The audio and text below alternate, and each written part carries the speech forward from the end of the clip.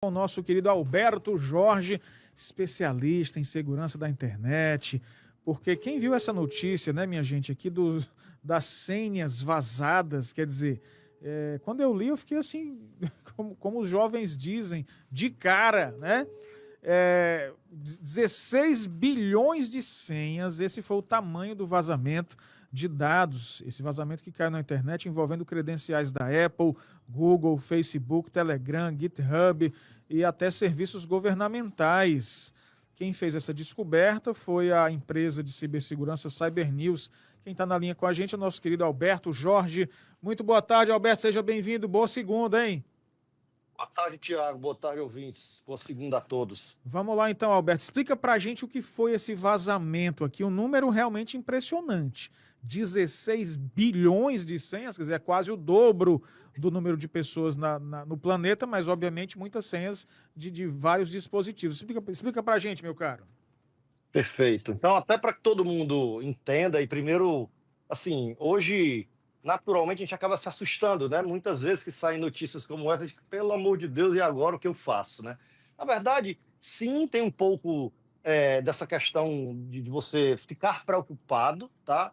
Mas é importante também entender o que está por trás dessa notícia específica, desse caso específico, tá? O que acontece é que um atacante ele acabou juntando uma coletânea de uma série de bases de dados, tá, que foram vazadas, tá? E ele juntou isso em um único lugar e ele divulgou novamente. Então, o grande ponto aqui é que a maioria desses dados que estavam nesse, vou botar aqui entre aspas, esse novo vazamento, ele não era tão novo assim, tá? Eram dados que já tinham sido vazados antes e basicamente eles foram compilados em um único lugar. Naturalmente tem coisas ali que aparentemente não tinham sido divulgado antes, então podem ser que tenham informações novas, tá?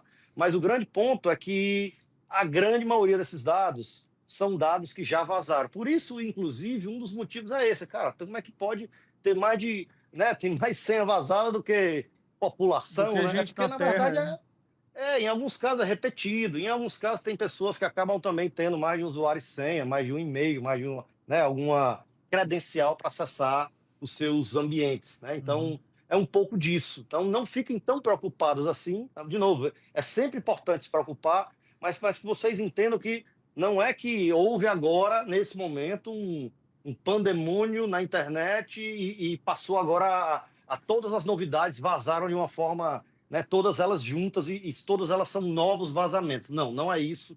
De fato, tem muita coisa aí que já é coletâneas antigas, tá?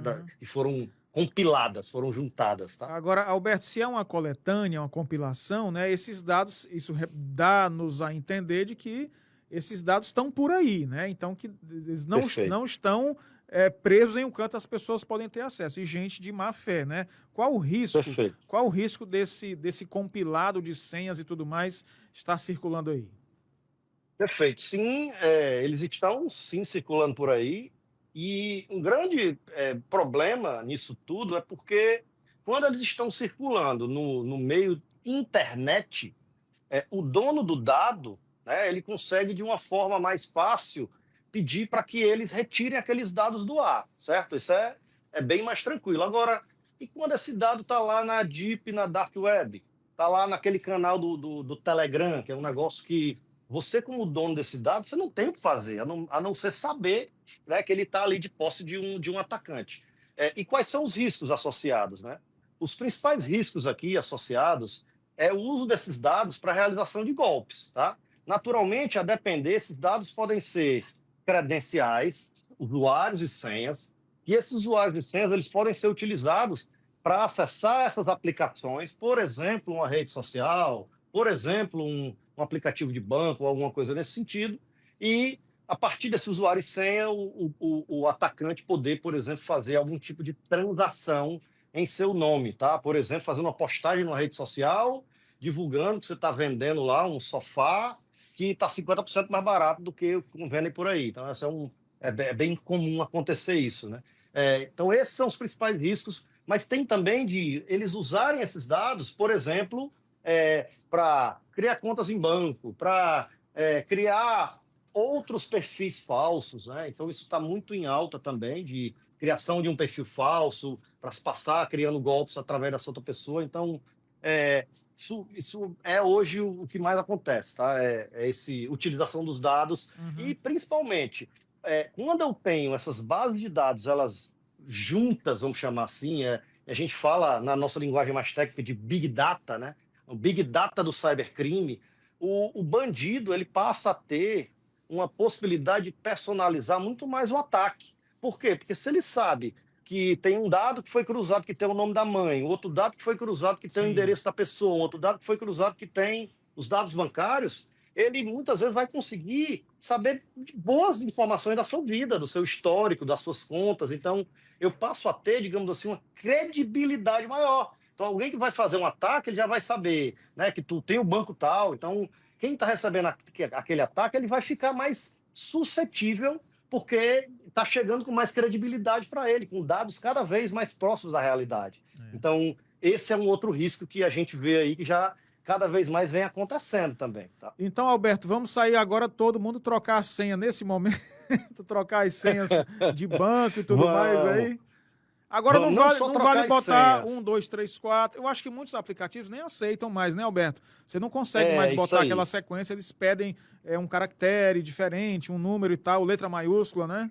Perfeito, perfeito. Hoje a maioria, né, desses aplicativos, ele já tem uma forma de validar se você está colocando uma senha minimamente, a gente chama de forte, né? E aí mistura-se caracteres especiais, letras maiúsculas e minúsculas, números, né? Às vezes um tamanho mínimo de senha, tá? Sim, alguns sites já têm isso, mas eu costumo sempre, né, recomendar algumas sugestões simples que a gente pode adotar no nosso dia a dia para também minimizar, porque assim, evitar a gente nunca vai conseguir evitar, né? Nunca vai ter 100% para nada na nossa vida, mas a gente consegue dificultar. A mesma alusão que a gente faz se na minha casa tem uma cerca, tem um muro alto, tem um alarme, e na casa do lado o muro é baixo, não tem alarme, talvez o bandido, né, vai querer ir logo para onde é mais fácil. Então, complique, dificulte para o atacante. Como é que você consegue complicar? Acabamos de falar de senha, né, de usar uma senha um pouco mais complexa, com números, caracteres especiais, né, e um tamanho. Tá? E essa senha é importante que você não simplesmente anote num pedaço de papel, anote num bloco de notas, porque quando a senha é mais complexa, você vai ter uma dificuldade maior também até para lembrar. Para lembrar, senha, é verdade. Então, existem hoje uma série de aplicativos chamados de aplicativos de cofre de senhas, tá? E você pode instalar, inclusive alguns têm gratuito, alguns, inclusive, o próprio telefone já tem, né? Esses telefones mais novos também já tem um cofre digital dentro dele, onde você entra nesse cofre com uma senha mestra, muitas vezes usando a tua impressão digital, a tua Face ID, né? A leitura facial,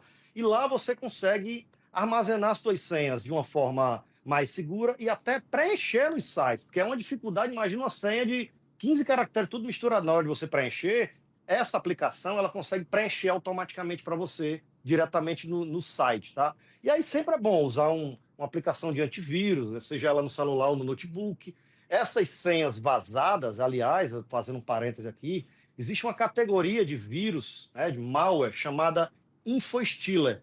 Esses malwares, basicamente, eles se instalam nos computadores, eles normalmente vêm junto com um jogo, vêm junto com uma extensão que você bota no seu navegador, ele vem junto com alguma coisa, né? Vem de brinde, vamos brincar assim, mas o que ele faz? Ele começa a capturar todas as senhas que são digitadas no seu computador. Então, se vai alguém lá, um dia digitou uma senha, você emprestou para o seu amigo e ele digitou uma senha, aquele vírus vai ficar ali catalogando aquelas senhas e enviando isso para alguém que é o dono do mal, vamos chamar assim, para que ele possa também ter acesso a essas senhas vazadas. Então, é importante que você use uma tecnologia de proteção contra vírus, é importante que você use um duplo fator de autenticação ou um múltiplo fator de autenticação, porque se alguém tiver de posse da sua senha, ele vai precisar de mais uma camada para poder fazer aquela autenticação no aplicativo, que é colocar o duplo fator, dentre outras coisas. Assim, a gente deixasse aqui, a gente tinha uma série de outras recomendações e é sempre um tema que a gente discorre muito, né? É verdade, perfeitamente. Alberto Jorge, nosso especialista em segurança da internet, sempre disponível aqui. Obrigado por nos aliviar e nos informar aqui, viu, Alberto?